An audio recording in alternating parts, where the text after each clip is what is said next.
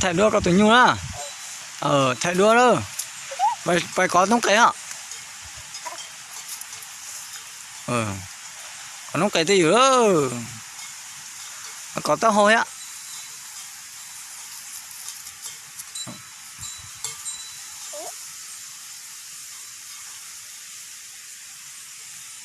Khờ kìa.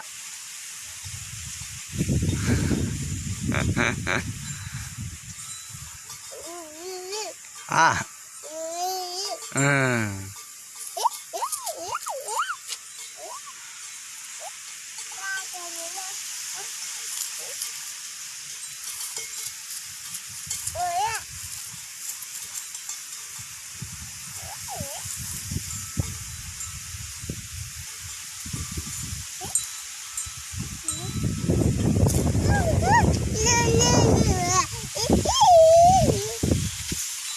Có tụi nhu bài không? Có tụi nhu bài không?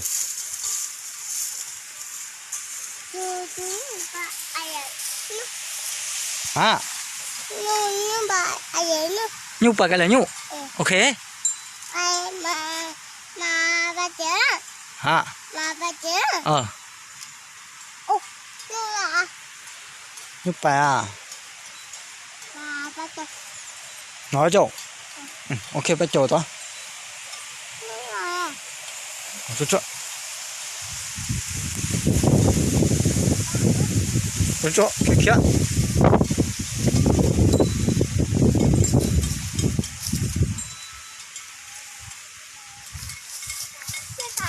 Nhưng nếu tỏ có. Có phải có ai của thầy ra đây đua con. Nè, của thầy đua con nữa. Nó có tao có về. Còn nó khay á, cho có về.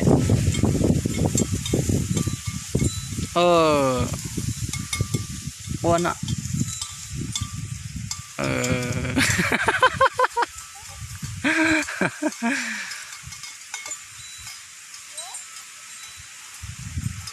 Nó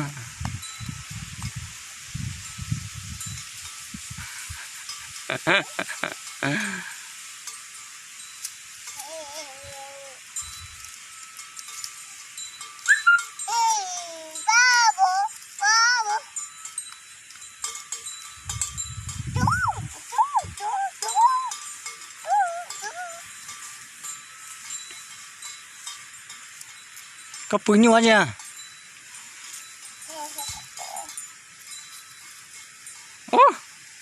Anh có pưng nhu à?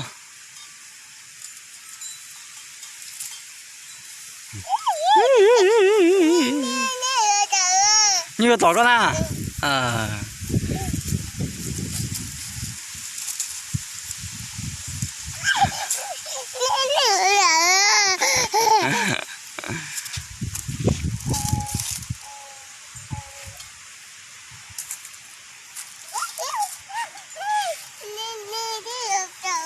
Nhưng nó to.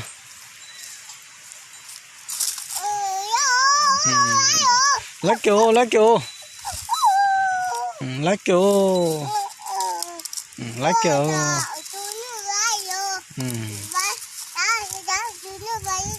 Cháu con nhiều xin đồ.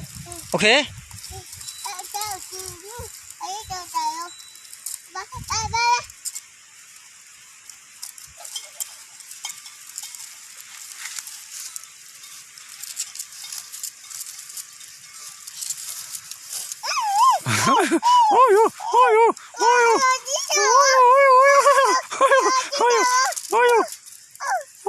Lấy kiểu.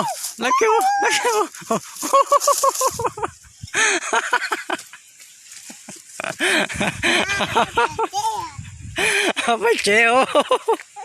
Phải treo. Anh có phải treo.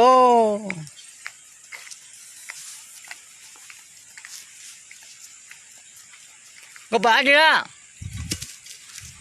Có má chị? Có má chưa? Phải tao nhủ. Chị mua ấy. Đó. Lấy cho chơi bà chủ nhủ.